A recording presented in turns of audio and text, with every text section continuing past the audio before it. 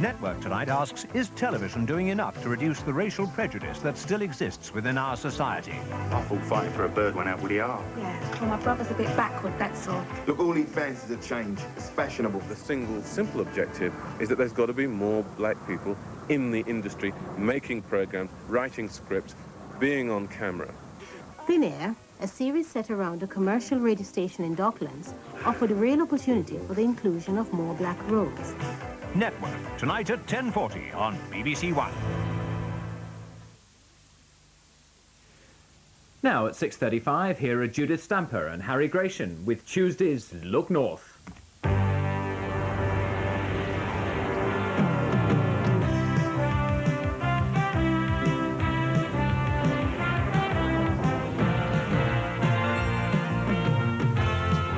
Tonight, fears grow for Russell Harty, gravely ill in a Leeds hospital. A reward is offered after attackers knife horses in a farmer's field.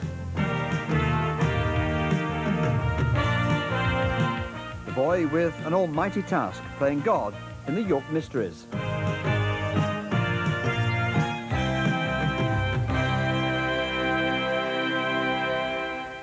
Good evening to you. The condition of television personality Russell Harty has deteriorated.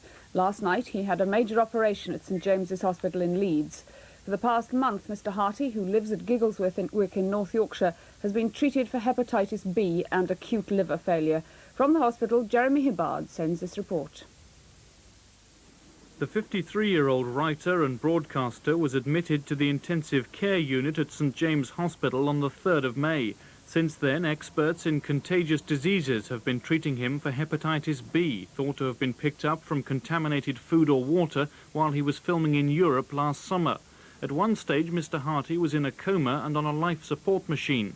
Last week, though, the medical team were delighted when he showed some improvement. Friends said he was sitting up in bed and was even able to watch television.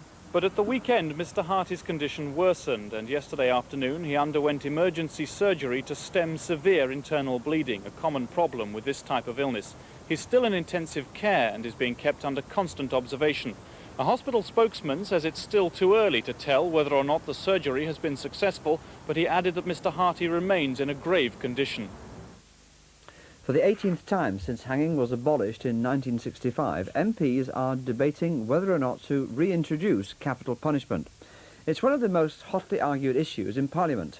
The pro-hanging lobby say violent crime and terrorism should be countered with the ultimate deterrent. But those against execution say it's a barbaric method of public vengeance. Jake Fowler reports on the debate and some of our region's MPs who will make their voices heard on the issue. The first and last public execution in Leeds took place on a June day in 1864. It aroused strong public feelings then as now. Thousands turned out to watch the executions of Joseph Myers and James Sargeson. There were said to be as many spectators as there'd been for Queen Victoria's visit to the city. 100 years later, and the last two executions in Britain of two men guilty of murder took place at Manchester and Liverpool. There were doubts in the 50s about capital punishment. Ruth Ellis's execution in 1955 aroused passions on both sides. She shot her boyfriend in what was called a crime of passion. The lobby opposed to hanging say the punishment is degrading and inappropriate in a civilized society. But supporters claim that acts of callous terrorism and murder, particularly of children, should be countered by the ultimate deterrent. There are many, many people in this country who also believe that, and I'm sure that if we had a public referendum on any of the days we have these debates, there would be a great demand from people in this country to see the return of the death penalty available to the courts. That's all we're saying at this stage. We want it to be available for the courts to use if and when they think appropriate. Long prison sentences, say the anti-lobby, are suitable punishments for serious crime. And if evidence comes to light that a conviction was incorrect, there are appeals with the possibility of a pardon. Hanging a convicted criminal could go wrong, and there have been celebrated cases over the last 30 years. Opponents of the reintroduction say hanging won't reduce the number of violent crimes. But if you look at all the countries that have experimented, and in particular the United States, where different states of the Union have had capital punishment, abolished it, reintroduced it, you find that it has made no difference whatsoever to their rate of murder, and therefore it hasn't been a deterrent in those circumstances. And as I say, the majority of murders are hot-blooded affairs. The majority of murderers are in fact first-time offenders. This is the only crime that they commit, and they do it in the heat of the moment. Since abolition, the nearest Parliament has come to reintroducing capital punishment was 15 years ago when it was defeated by 80 votes. It'll almost certainly lose again this evening. But there are those who think that society's increasing intolerance for premeditated murder and the use of bombs and firearms will keep the capital punishment issue a perennial parliamentary debate. A jury at the Old Bailey has been hearing how anti-terrorist squad officers found enough weapons and bomb-making equipment in a house in Hull to mount a sustained terrorist campaign. The arms cache was found in a house in Westbourne Avenue, Hull. Police who raided the house found bomb-making equipment, hand grenades, assault rifles and ammunition. The Jordanian living there, 28-year-old research assistant Ismail Hassan Sawan, has denied charges of possessing arms and explosives. The court heard that the weapons had been left there by a member of the PLO who was suspected of being involved in the murder of an Arab journalist in London last year. The funeral took place today of the Lincoln RAF pilot who was killed when his vintage Meteor jet crashed just over a week ago. The body of Flight Lieutenant Peter Stacey was carried by RAF personnel to the grave near his base in Scampton. Flight Lieutenant Stacey died when his aircraft fell out of control during an air display in Coventry. A lone hawk from the Red Arrows display team flew past in tribute. The RAF's last airworthy Vulcan bomber, which is based at the Scampton base in Lincolnshire, has been grounded. Cracks were found near an engine intake on the aircraft during a routine inspection after an air show near Bournemouth. It's thought the repairs will take a week. The Sheffield consultant, who's taken out an overdraft to save a bone disease unit from closure, has now launched a public appeal to keep the unit open. Dr. John Canis of the Royal Hallamshire Hospital has already received a gift of £2,000 to add to the £12,000 he donated from his own pocket. But as Mike McCarthy now reports, the Health Authority has not yet decided whether to accept the money. It's estimated that the Metabolic Bone Diseases Unit could have stayed open for 2 more months had Dr. Canis's cheque been accepted. It hasn't, and the unit is now closed. Although outpatients are still being treated, inpatients have been moved to another unit, and the future of Dr. Canis's research into bone diseases is in doubt. Sheffield Health Authority have today been defending their action in deferring a decision on the cheque. We are and will be discussing Dr. Canis's proposals for funding. We are much more concerned to find a proper resolution over the next few months, and the amount of money that he was suggesting, although large to him, and we're very sympathetic to that, is really a very small sum in relation to the problem that we face, which is to raise some £100,000 a year to run the health service hospital contribution to his work. Dr. Canis will argue his case for extra funding for the unit when he meets Health Minister Edwina Currie tonight, but he's examining a number of other options, such as funding from a drug company. For the moment, however, the unit effectively remains closed. A South Yorkshire farmer is offering a £100 reward for information that will lead to the capture of those responsible for a vicious attack on 3 horses yesterday. The animals were attacked in a field at Wombwell near Barnsley, and one of them was left with cuts of up to 15 inches long. Police are now investigating the incident. Clarence Mitchell reports. For years, the horses of Aldham Mill stables have grazed quite happily on their 70-acre site at Wombwell near Barnsley. That is, until yesterday. That's when Shares, a 7-year-old mare, was brutally attacked, along with another horse and possibly a third. But Shares has by far the worst injuries. She suffered at least 8 cuts, one some 15 inches long along her backbone. It's thought whoever did it used a blunt knife or screwdriver.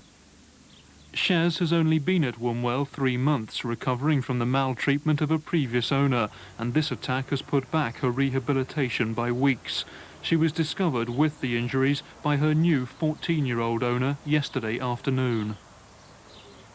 When they set about her, I suppose she thought that she was doing something wrong and thought, well, it's going to happen again. What do you think of people that can do this sort of thing? Well, there must be something wrong with him. I mean, who can hurt a defenceless animal? I mean, they must be able to see that she's been mistreated before, with scars that she's had on her before, and the condition that she is in. She's obviously just getting over one traumatic experience, and she's straight into another one. She's been here for 12 weeks, where she's made good progress in health and condition, and she's now back to stage 1. The other mare that was attacked was 10-year-old Candy, although her cuts aren't as severe as those of Cher's. It's thought those responsible also tried to attack a third horse called Belle.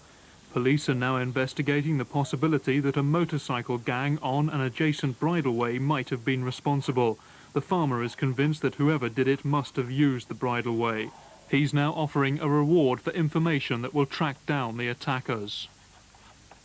Police in Scarborough now believe that the man who attacked and raped a 13-year-old girl in the resort last week may have attacked another woman earlier. The girl's attacker is said to be about 5 feet 8 inches tall, white and with dark spiky hair. Police say they've had a good response so far from the public, but are still appealing for help. A Lincolnshire company, which was established only 6 months ago, was today celebrating the completion of their first order. A 14-ton industrial boiler was shipped out of the factory today, and the company, Beale Industrial Boilers, has another £1 million worth of orders in the pipeline. The company employs 70 people at the moment. It's hoped to increase that figure to 100 in the coming year. Cricket now, and, well, some relatively good news from Yorkshire's point of view. They've got a draw today against Surrey. 310 for 6 declared in their second innings, and how good it is to see Ashley Metcalf in the runs, 87, and especially Jimmy Love, 93 not out. Well done, Jim. Warwickshire against Nottinghamshire. This is terrible news. Now look at this. Warwickshire, 111 for 4 declared in their second innings. Notts, the champions, 44 all out. Gladstone Small, 7 for 15. Warwickshire won by 161 runs. Sussex against Derbyshire. Good result this for Derbyshire, though. They won by 1 wicket. Tremendous game. In their second innings, Derbyshire 178 for 9, and Sharma hit the winning 2 runs off the last ball. Now, the future of the River Derwent, regarded by conservationists as being of international importance for wildlife, is to be decided in the High Court this month. Boat enthusiasts are claiming navigation rights on a stretch of the river which runs from the moors near Scarborough to the flatlands of the Vale of York. But the conservationists say this could ruin the natural habitat for birds, insects and fish life. Today, the group that is opposing navigation on the river revealed details of their case. Nick Wood reports. The River Derwent is regarded by conservationists as one of Britain's loveliest and most unspoilt rivers. It's also virtually pollution-free. Its reaches provide a valuable haven for wildlife, and the river has been designated as an area of international importance. Now, though, a row about its future is to go before the High Court. Today, conservationists who are objecting to navigation rights being allowed on the Derwent gathered at a village hall on the banks of their beloved river and announced that their campaign to raise funds for the court action has reached £140,000. In December 1984, that lot arrived on the desk of the solicitors. That purported to be the evidence to prove that there was public rights of through navigation on the Yorkshire River Derwent. The campaigners say allowing boats to use the river would cause irreparable damage, both to the environment itself and to the wildlife who live there. The river is one of the best sites of wildlife in this country, and clearly if we were to change the ground rules about navigation, then it raises a whole new spectrum of possible risks to the river. If you look at the sides of the river at present, that you can see the sort of reed fringes, floating plants and some water lilies over there, and overhanging trees, and obviously if you put a lot of boat traffic up and down that, the wash affects the banks, and that sort of hits the whole base of all the living things, and you're starting the little insects right the way up through the food chain.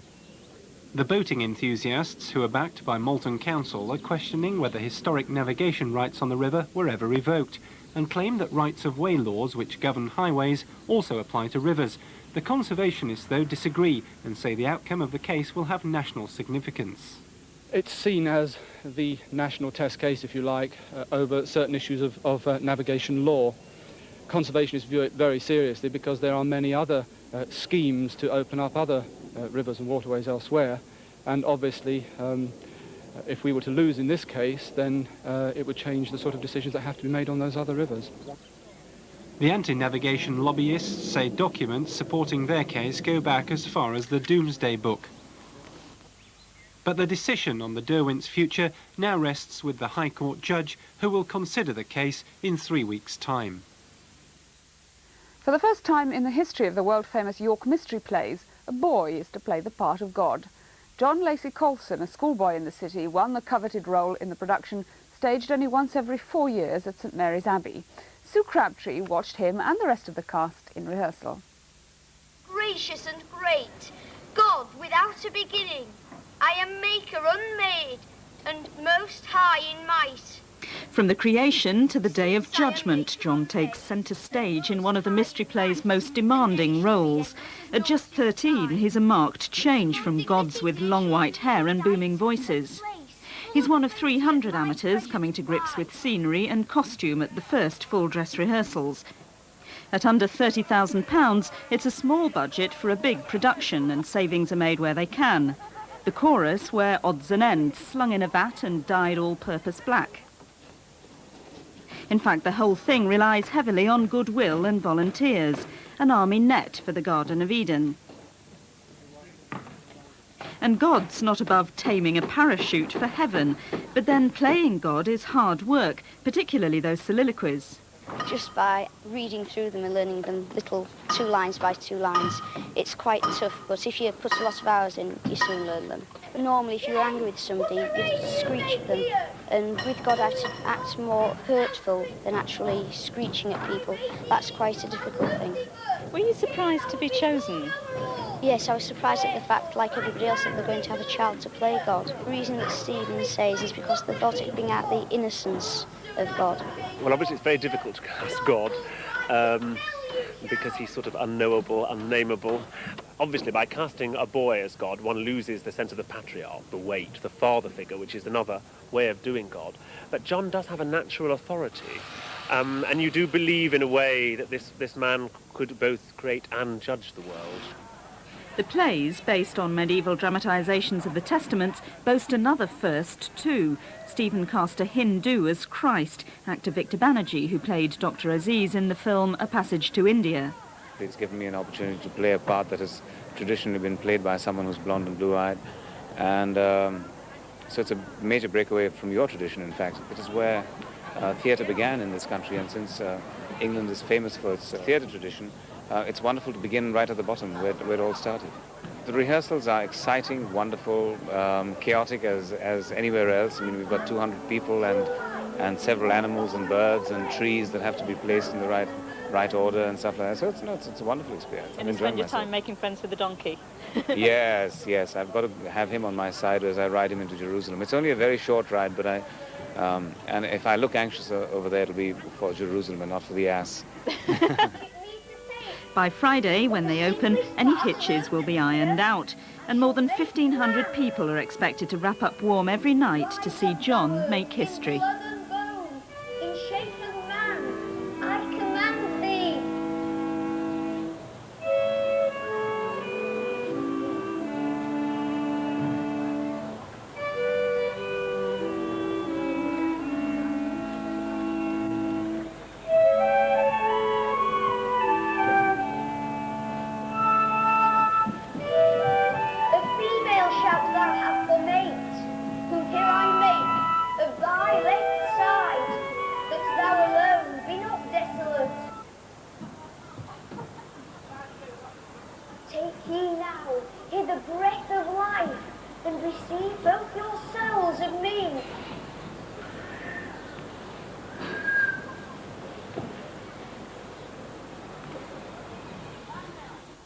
And you can see John and the rest of the cast in performance at the Museum Gardens from Friday until July the 3rd. Harry. I hope for a change the weather holds for them. It certainly held today. Barnsley, Huddersfield and Bradford were brought to a temporary standstill today as the milk race travel from South to West Yorkshire.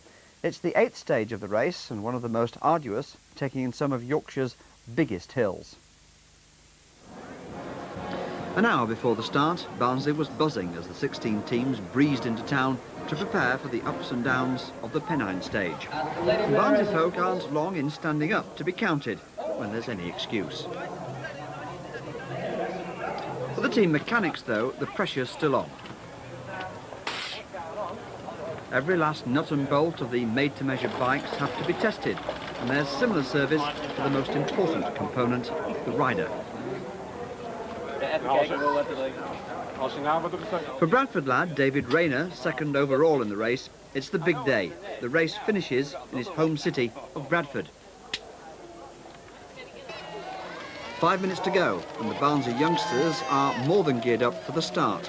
But on the unusual start line, some people aren't too bothered about the excitement below them. 11:30, and the mare gets the 8th stage underway. It's a short run, just 64 miles. But ahead of the riders, some of the most spectacular and demanding of Yorkshire countryside. They've already covered over 700 miles, but all 90 riders know today's going to be a long uphill struggle. And if you've ever fancied cycling over the Pennines, how about this route? Barnsley to Home Firth, up Home Moss, the Woodhead Pass. Today very much open, in the winter it's usually closed, of course.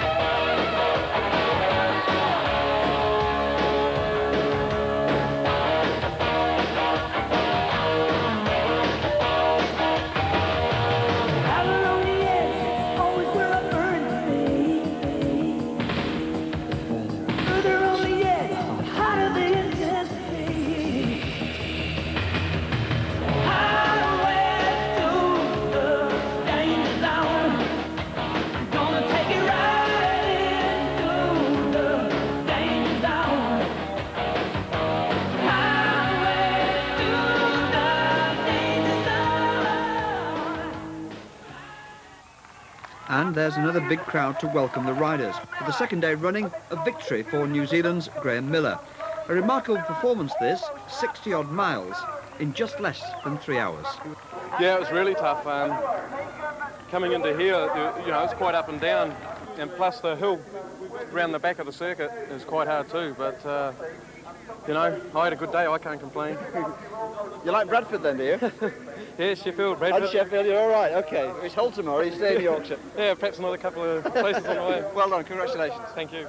Today, you know, I had tired legs. I know I was in like the first 7 over Home Moss, but it took a lot out of me, did that. Then that group of about 20 riders got on, going down into Huddersfield, and they all started attacking there and jumping around, and I had very heavy legs, and they clipped off. But I don't know if I didn't put any time between me and the Russian, but I don't think I've lost my second place overall. Well, yesterday Graham received a souvenir from Sheffield. Bradford gave him some black pudding. Also has an overall leader. But the overall leader got a lot more, and the prospect that tomorrow's stage on Humberside will be a handful as well. Who said that? Tomorrow, in fact, they go over to Humberside. Some spectacular views, I'm told, and some spectacular racing over the Humber Bridge. That's it. Hope you've enjoyed the programme. We'll be back same time tomorrow night. Join us then. Bye-bye.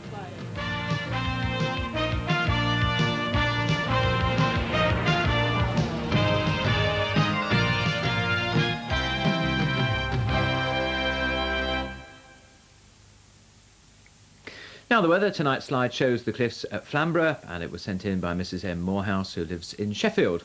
All parts of the region will have a dry evening, but the cloudy weather in coastal areas will spread inland tonight with some outbreaks of rain in many places by the morning. The coasts and hills will also become quite misty.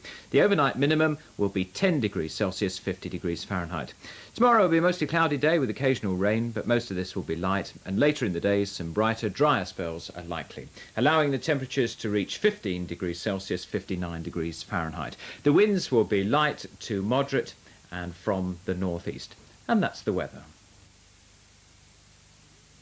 Tuesday evening on BBC One. First, Derek Jameson finds out more about the great British public in People.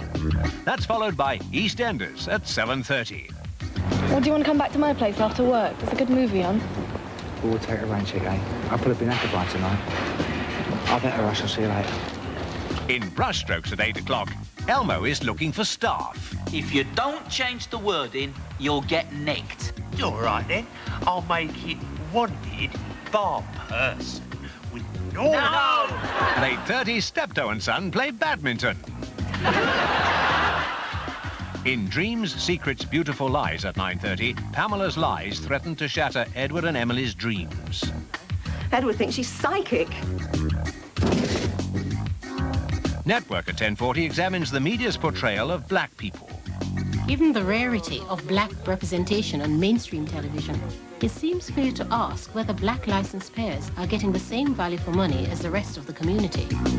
Tuesday evening's entertainment on BBC1.